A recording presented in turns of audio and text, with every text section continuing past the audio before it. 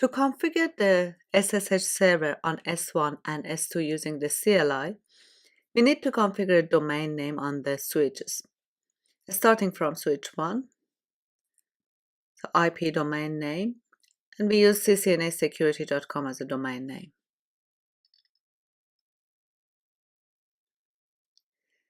Then we need to configure a privileged user for login from the SSH client. So username admin, privilege 15, secret. We use Cisco 12345 for the secret.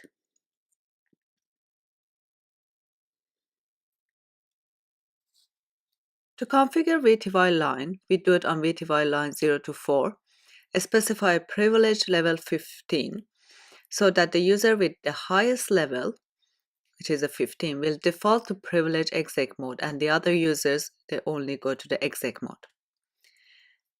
Then we specify the use of the local user, so login local, for mandatory login. Transport input SSH activates the SSH server on the switch.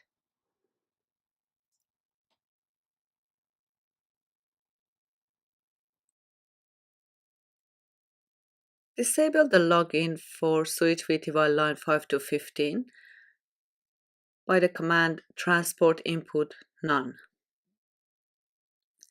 Now the switch uses the RSA key pair for authentication and encryption of transmitted SSH data. So create the key, crypto key, generate,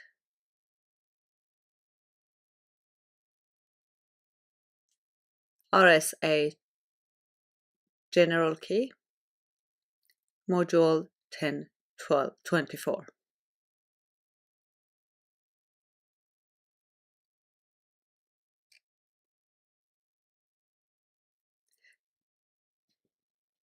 The output of show IP SSH command will give us the current setting for SSH.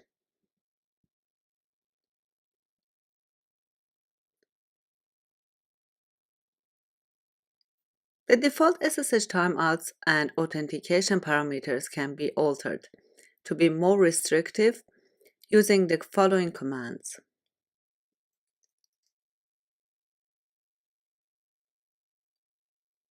So the login timeouts after 90 seconds, and there are 2 retries.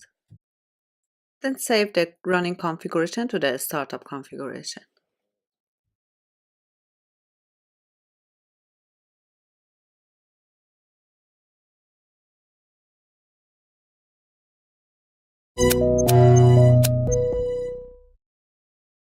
Now that the server is configured, we are going to configure the client.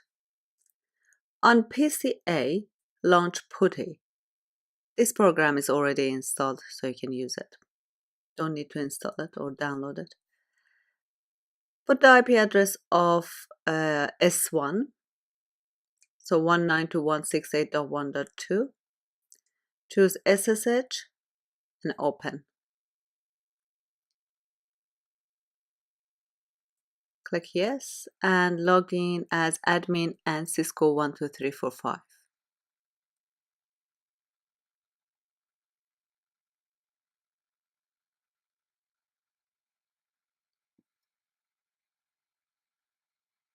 Now if you do the show users, you can see there is the VTY line user.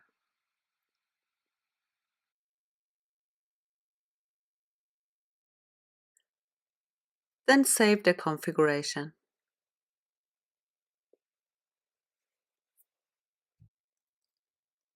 Doing the same procedure, configure S2 as well.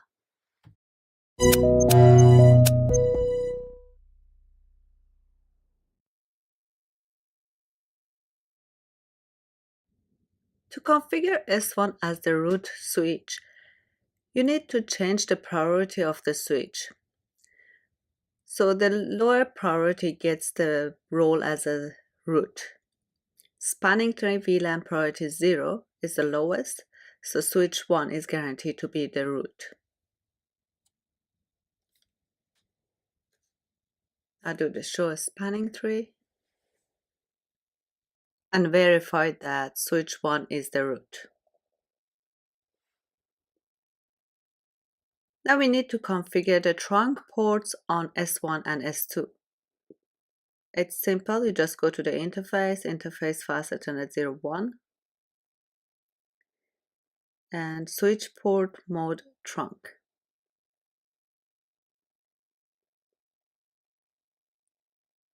Then you do the same for S2.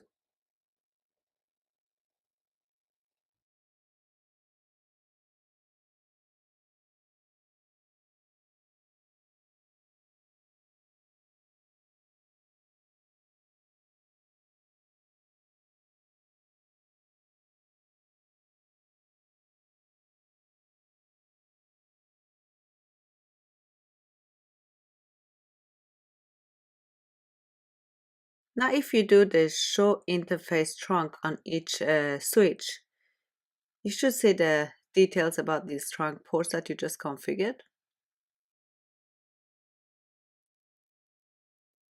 We need to change the native VLAN for the trunk ports on S1 and S2. The reason is that native VLAN by default is VLAN 1. It is not very safe and easy to mitigate, so we change it to VLANs like VLAN 99.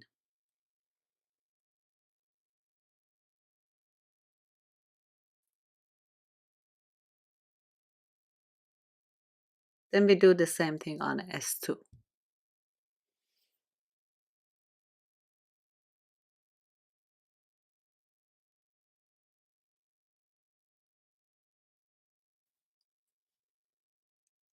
Setting the trunk port to not negotiate also helps to mitigate VLAN hopping by turning off the generation of DTP frames.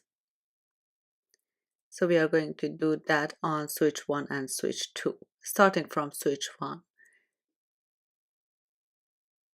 You go to interface fast Ethernet 01, which is our trunk port. And we specify that the switch port non-negotiate. Same for S2.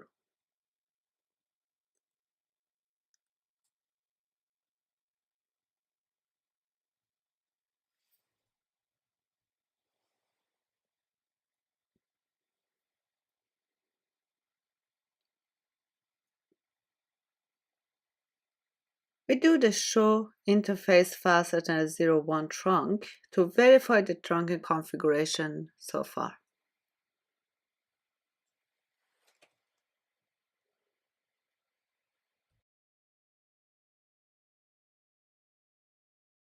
And if we issue the show interface fast Ethernet 01 switch port, we should be able to verify that the negotiation of trunking is off. Then enable a storm control for broadcasts, so it stops the broadcast attack. Enable a storm control for broadcast on the trunk port with a 50% rising suppression level using the storm control broadcast command. And do it on both switches, switch 1 and switch 2 on fast Ethernet 01. To verify the configuration so far, use the show run and begin 01 to make it more specific. So include begin 01.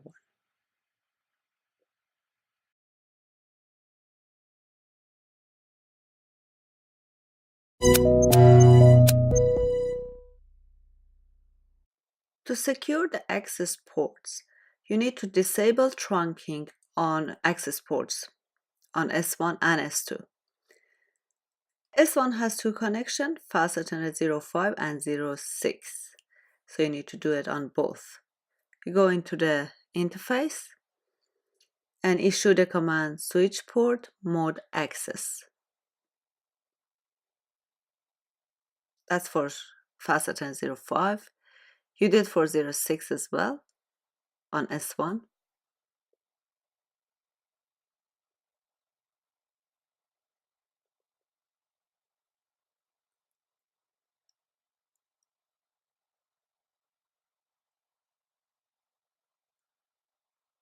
And then on switch 2, you need to do it on fast Ethernet 018.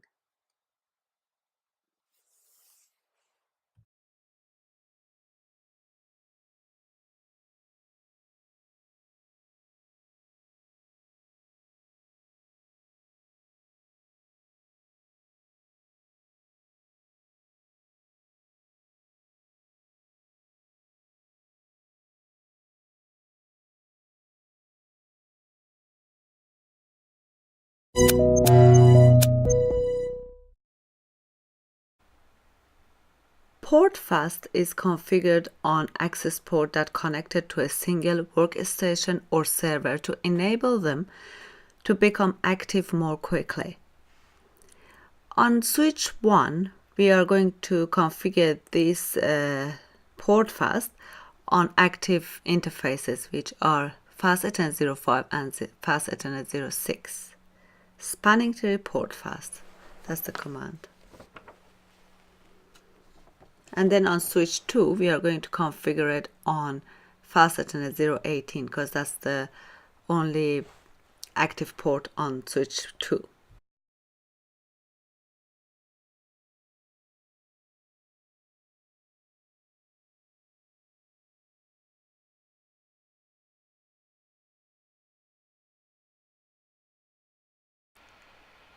BPDU guard is a feature that can help prevent rogue switches and spoofing on access ports. So enable the BPDU guard on the switches that are previously configured as access only. So that would be fast Ethernet 05 and 6 on switch 1 and fast Ethernet 018 on switch 2.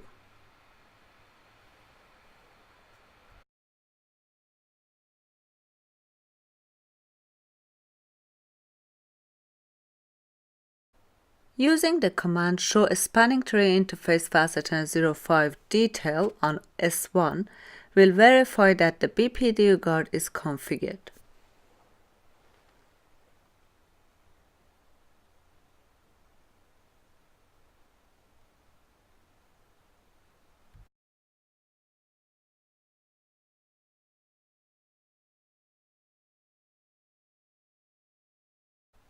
Root guard is another option in helping to prevent rogue switches and spoofing. Root guard can be enabled on all ports on a switch that are not root ports. It is normally enabled only on ports connecting to edge switches where a superior BPDU should never be received. In this lab, we do it on Gigabit Ethernet on 01 on S2. Then we do the show run include begin Gigabit. And we should see the configuration that we just done.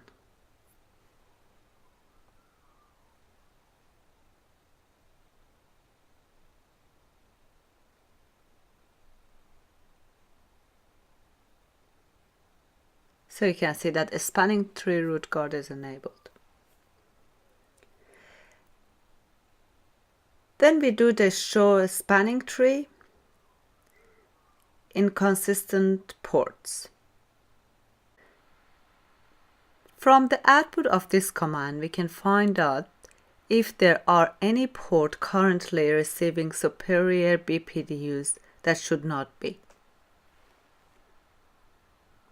So there is nothing.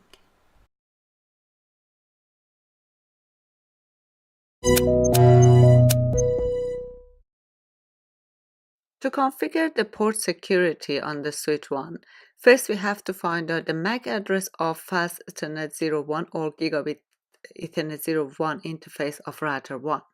So we do router 1. On router 1 we do show interface Gigabit Ethernet 01 and record the MAC address. Then from S1 CLI, enter the interface configuration mode of 05, that's the one connected to the router, and make it shut down. Then configure switch port security on that interface.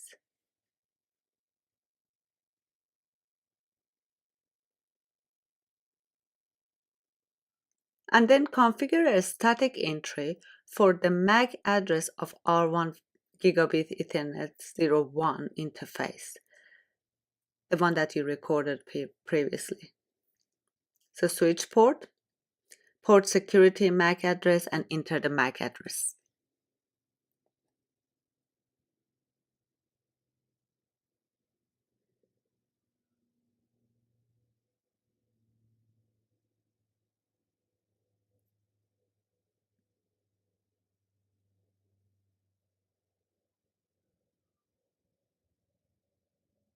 And then issue the no shutdown.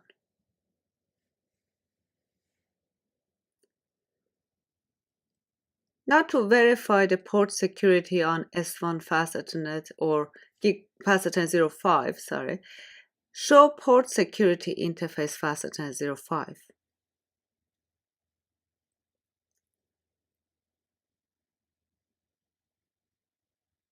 So you can see that the port security is enabled and the violation mode is shut down if there is a wrong MAC address.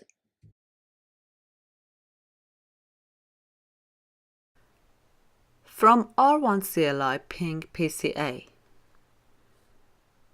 can see it's successful because the MAC addresses are matching. To test the port security, change the MAC address of Gigabit Ethernet 01 interface on router 1. So we enter the interface and change the MAC address.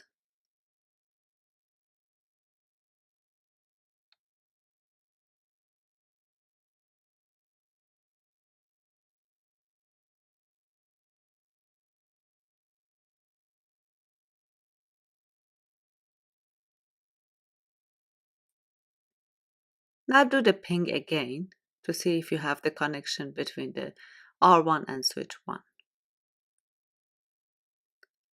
Okay, you can see that the ping is not successful because the MAC addresses are not matching. We need to go and check the configurations on switch 1 to see what the port security done to that port.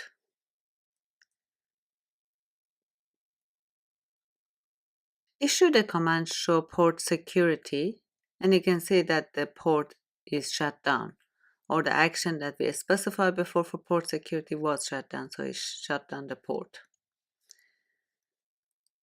So show port security interface faster than 05. You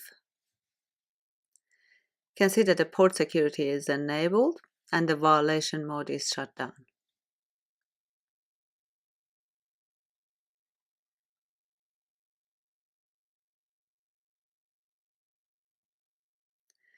So if we do the show port security address, you see that it happened on faster than 05 and it shows the correct MAC address connected to that port. So we go back to the router and we change the MAC address to its original one.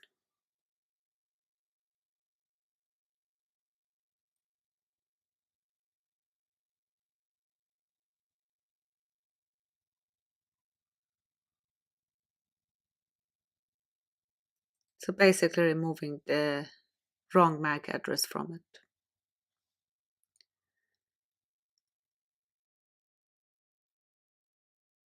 Now we do the ping again. It shouldn't work because our switch interface is still shut down after the port security violation.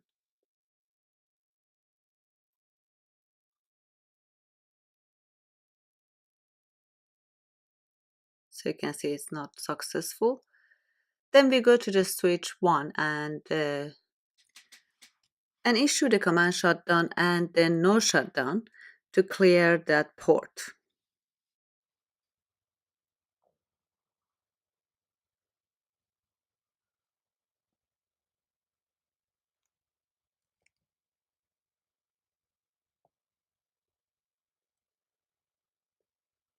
Okay, now if we go back to R1 and do the same ping, this time it should work.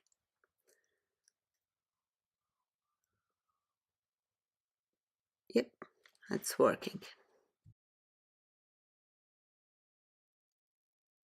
To remove the basic port security on S1 Fast Attend 05, go to the interface and issue no switch port security and no switch port security MAC address and a specific MAC address that you entered.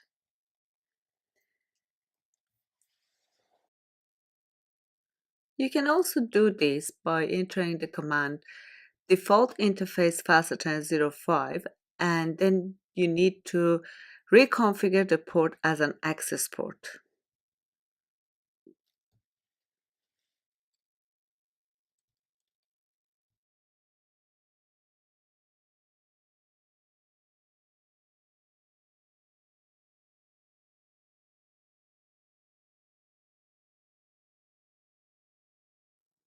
The next example shows a typical port security configuration for a voice port. That is going to be done on switch 2.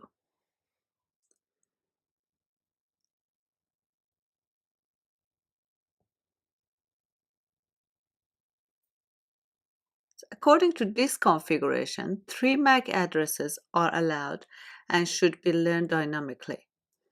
One MAC address is for the IP phone, one is for the switch, and the third IP address is for the PC connected to the IP phone. Violation of this policy results in the port being shut down. The aging timeout for the LAN MAC addresses is set to 2 hours.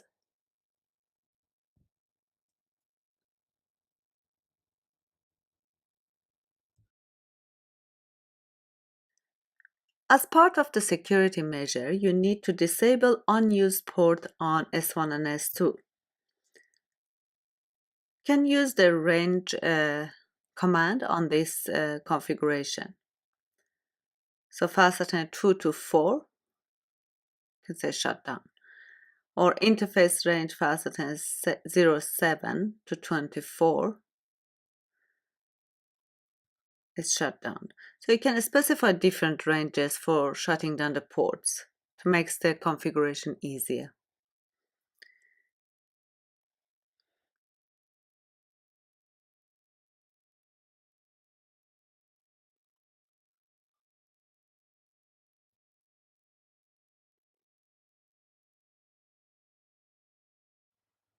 Now on switch 2, we do all the range in one command. So interface range 2 to 17, comma 19 to 24. These are the fast Ethernet, comma gigabit Ethernet 01 to 2.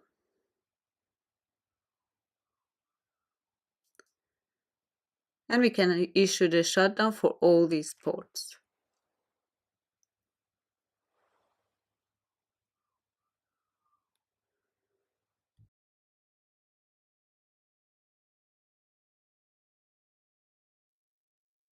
You can move all active end user and the router ports to a VLAN other than the default VLAN, which is a VLAN 1. So we first create a VLAN 20, we call it users, and then we add the current active access or the non-trunk port to the new VLAN.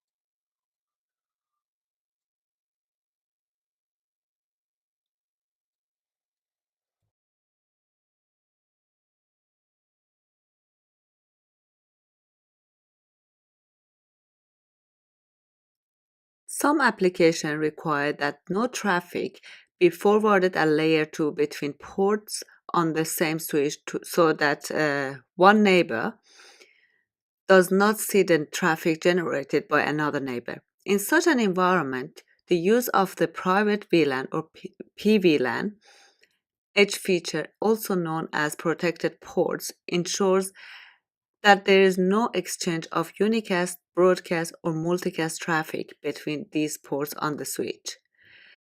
To configure this, we specify the port as protected. So first we enter that interface and then issue the command switch port protected.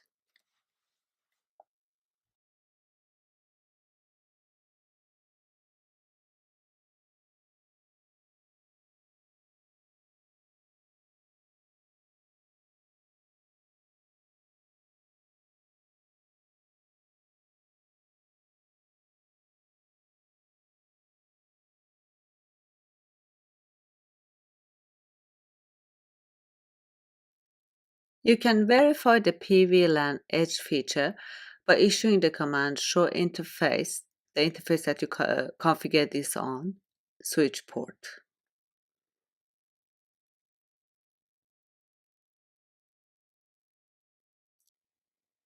The output shows that the protected is true on that interface.